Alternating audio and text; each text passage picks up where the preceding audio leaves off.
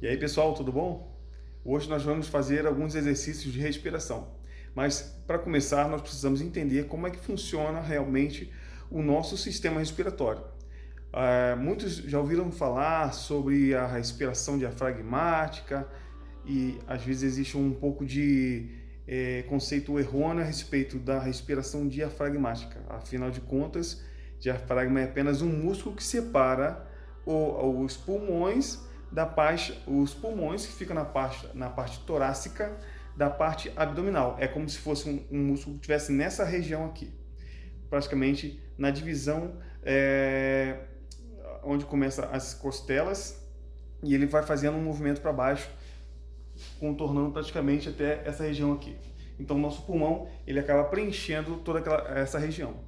E para que o nosso pulmão possa ter uma expansão maior, vocês podem perceber que toda a nossa caixa torácica, onde existe a parte da a estrutura óssea, existe uma limitação muito grande aqui para cima. Então, na maioria das vezes, nós pensamos que o respirar profundo ou respirar com eficiência é expandir para cima, quando na verdade isso não é uma verdade.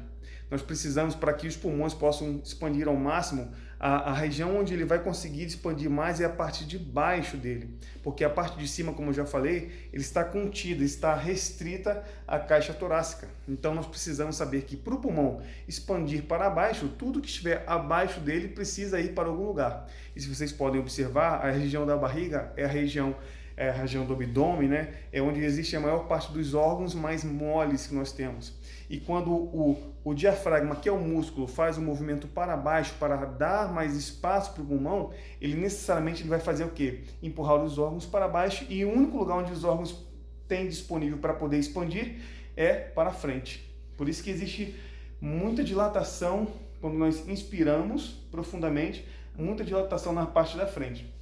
Para trás não existe, porque nós sabemos que existe aqui ainda a parte da coluna, correto? E na parte da frente nós só temos apenas a parte muscular do abdômen. Então, por isso que da maioria das vezes, quando nós inspiramos profundamente, nós precisamos ter o conceito de que para que o pulmão possa expandir ao máximo para baixo, ele precisa ter esse movimento da barriga para frente, ok? Movimento ocasionado pela expansão do diafragma para baixo, certo? Então, quando nós formos fazer uma inspiração profunda, imagine então, inspirar em primeiro lugar para baixo, preencheu bastante para baixo. Depois você tem que imaginar que o ar ele vai para as laterais. Então, imaginar que as costelas vão fazer esse movimento para fora, certo? E à medida que você já não tem mais para onde descer para baixo nem para as laterais, aí sim você tenta imaginar que ele vem mais para cima. É como se você estivesse inspirando, fazendo esse movimento aqui, ó. Tá certo? Observando então. Se eu for fazer uma respiração profunda, eu vou fazer isso aqui, ó. Muitos músicos instrumentistas, né, eles costumam respirar fazendo uma inspiração profunda com elevação dos ombros, quando na verdade não há uma inspiração profunda desse jeito, fazendo isso é uma inverdade. Então começa sempre para baixo, tá? Inspiração profunda, começando para baixo primeiro, vem para frente, tá ok? Porque eu tô mandando para baixo.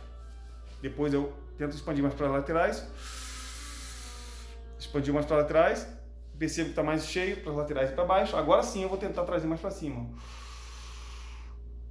Aí sim você se sente completamente pleno na questão da respiração, tá bom? Quando nós formos fazer qualquer tipo de inspiração rápida para tocar o instrumento, existe essa inspiração profunda e é tocado logo em seguida, tá? Então, antes da gente começar o exercício, isso é apenas um conceito para que venhamos a entender como funciona. Muito cuidado, porque quando a gente costuma inspirar profundamente, nós tendemos a fechar a glote. Um exemplo bem disso é quando a gente inspira e mantém a boca aberta, olha. Eu mantive alguns segundos todo o ar lá dentro preso, como se eu estava com a boca aberta.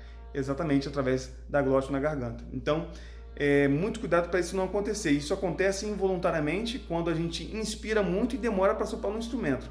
Quando a gente sopra no instrumento, a gente precisa respirar e já mandar em seguida para o instrumento, tá certo? Isso aí fica então esse conceito, não esqueçam desse detalhe, tá bom? Vamos então agora para alguns exercícios de respiração.